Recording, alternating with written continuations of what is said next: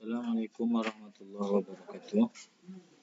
Di sini saya akan mencontohkan bagaimana cara mengisi nilai pada akun dosen STAI Darul Hikmah. Pertama kita buka browsernya, kemudian ketikkan linknya sid.staidarulhikmah.ac.id. Oke, masukkan username yang telah kami bagikan. Saya contohkan punyanya Pak Said.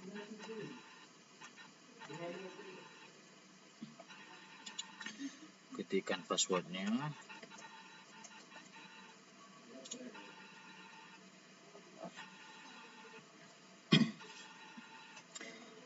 Nah, ketika setelah masuk ke beranda dosen, maka kita pilih menu jadwal. Nah, pilihkan mata kuliah yang ingin diisi nilainya. Oke, klik, kemudian klik presensi. Nah, pertama-tama Bapak Ibu harus mengisikan secara manual pada menu ini, yaitu dengan cara langsung diklik, langsung diketik. Pada absensi itu 15%, tugas 20%, kuis 15%, UTS 20%, dan UAS 30%, sehingga jumlah akumulasinya di 100% ini ya. Nah, pada menu pertemuan, pada tabel pertemuan ini sekarang sudah bisa kita isi semuanya 100%. Nah, kita akan mencontohkan isi sampai ke 16 kali pertemuan. Nah, yang pertama-tama Ibu harus lakukan adalah mencentang semua kehadiran yang ada pada tabel ini. Contoh. Nah, ketika nanti menu kehadiran sudah dicentang semuanya, semua mahasiswa telah diisi, maka menu selanjutnya, pertemuan selanjutnya baru akan aktif. Saya contohkan, ini Della Amira terakhir.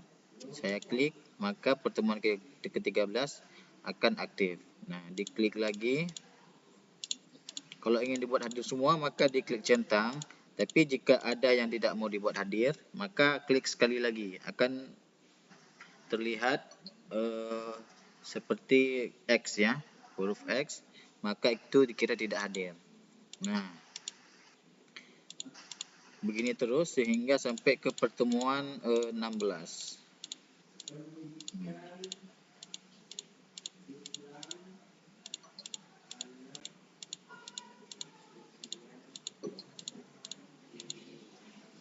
Jangan lupa, ini diabaikan saja.